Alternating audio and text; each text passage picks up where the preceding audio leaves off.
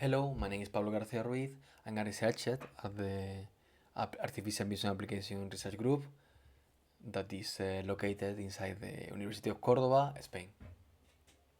I'm gonna present in this video an overview for the code project related to the project itself. In this case, if we go to the main web page of the project, we are gonna be able to see two links, one for the downloading of the code project and one for the downloading of the every dataset that we generated, as well as for these sources generated in Blended that are gonna make us able to generate any other artificial dataset that you may want to generate. So if we go into the link of the code project, we're gonna see a web page like this. Okay. In this case, we just need to download the last version of the code that they uploaded to SourceForge. That is, in this case, is the version 1.1 by the time I'm making this video, basically. Once we download the zip, we are going to start the zip and we are going to open the CMake project into the application Qt Creator. When we do it, we are going to need only to configure the project by clicking on configure project and also by linking with the only one library that we cannot include in the project, that's the OpenCV library. In this case, you are going to just to add this variable and you're going to just to link with your own OpenCV library installation of your system. Once you do that, you're gonna be ready to use our solution. Having an overview, we have to comment that in the Qt subdirectory we have every programming related with the graphical user interface solution that we offer to the community, that we're gonna see a bit later.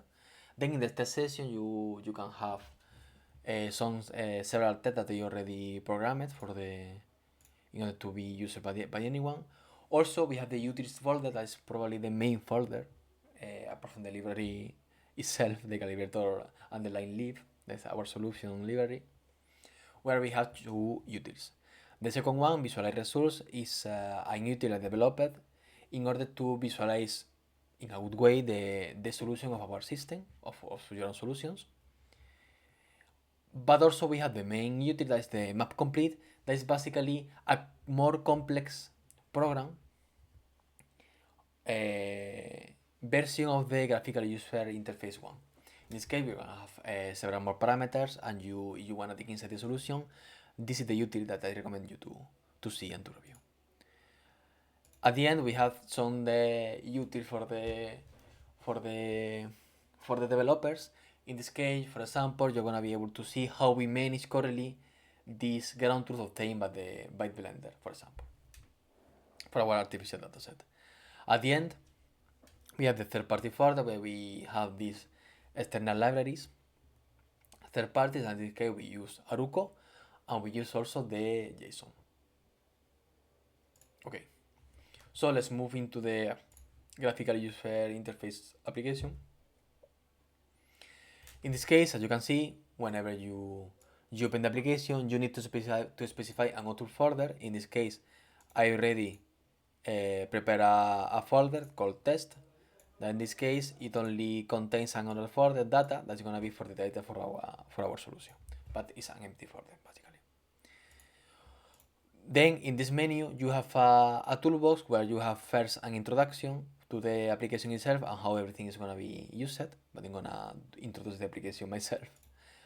Then we have the camera calibration process, and it's important to know that as we use, as our solution is available to be used with any type of camera, we need to calibrate them. Also, apart from any type of camera, we are able to use several types of camera at the same time. So it's important for you all to correctly calibrate the cameras. In this case, we propose a solution based on Aruco board in order to calibrate the cameras.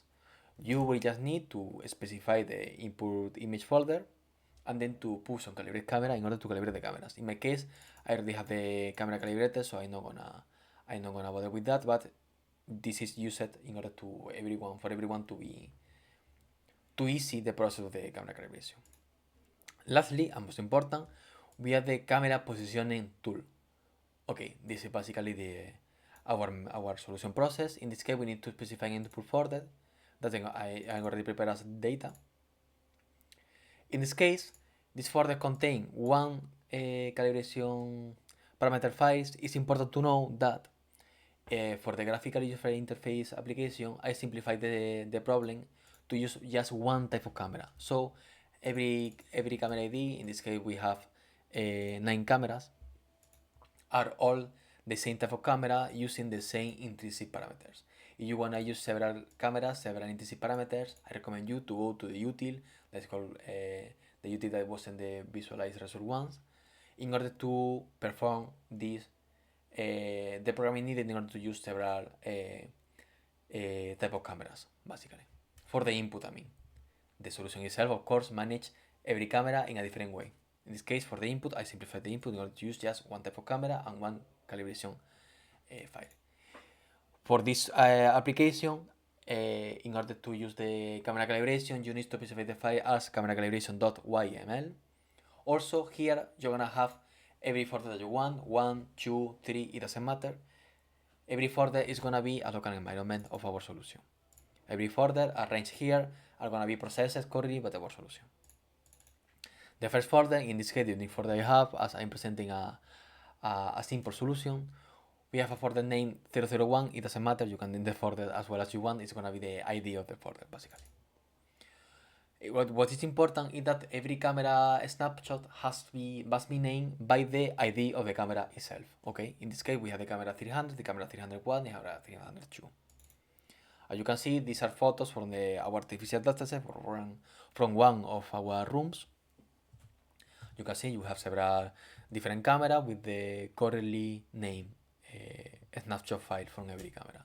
Also, we have some Aruco markers that are located in a way that it has some common scope between the cameras. Then we have our solution ready, and we are gonna set the marker size. In this case, my marker size is also 80 centimeters, what the example I put here. I'm gonna use the Aruco markers, not the replicator markers. And also, I'm not gonna use any of these optional optimization parameters. In this case, the first one, the same marker plane, specify our application that our markers, or the markers located in the system, are located in the same real world plane. For the cameras one is the same, but with the cameras. In this case, I'm not gonna specify any of this, as I wanna maintain this process as simple as possible for every user. Then, once we are ready, we can perform the camera positioning process. As you can see, the complete log with all this debug information that's needed for those more expertise users is being printed on the terminal, but not on the graphical user interface application itself. As you can see, now it's being analyzed this first folder, okay, the folder 001. I remember to you all that we have the camera 300 to the 308. You can see every possible camera pair is being analyzed in order to compute this initial post graph of this local environment 001. After that, it will be translated into the global reference system right after the local environment optimization. After this post graph is translated into the global reference system, it will be optimized again, and lastly, with all the information correctly translated, and finally outcoming the solution that we want to have. As we can see, this is a fast process in this case. It's a very little dataset, just a few cameras, although the resolution is big and everything. Once this process is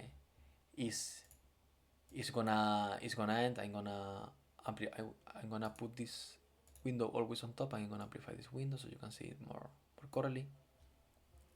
The optimization process is gonna be done. In this case, we are moving from 0.82 pixel to 0.03 pixel inside the local environment, then translated to the global environment. We have an initial representation error of 0.16 pixels, and as we can see in this case, the outcoming of the global optimization process just outcome this solution with the same error as before the global optimization process. This is why in this case we have a very simple solution where the solution of the local environment itself was already good enough. Okay, once we have performed our camera position process, we have finished basically we have already our solution. In this case is, as you can see, written in the processing log. Now if we go to the output folders, we have all these, not this folder, all these resulted upcoming files with our solution in different steps of the application. In order to see the final solution, we must go to the file name results underline complete.json. If we open this file, we are gonna see how every camera in both the extrinsic and the intrinsic way, as we can also perform the different the optimization of the different camera parameters of different cameras. Okay, and also you can see we have also the position of the markers that are being detected and located in our system. Once we have this file, once we have performed correctly the camera position process, we can visualize the results. In order to visualize the result, we must have installed the application PCL underline viewer, as I will link in the description below. So once we have our solution, we can correctly visualize it. You can see you have some imagination from the image. In this case, we have 9 cameras located in a matrix way on top of a floor located with these type of markers arrangement, these circles and these lines. As you can see, visually at least in this case, you can check if the solution given by the system is correctly or not. You have every markers and every camera position in the same and in a common reference system. That in this case is the real world reference system. So that's our application. Basically, I just wanted to give an initial overview for you all, so you can perform your own solution from your own data.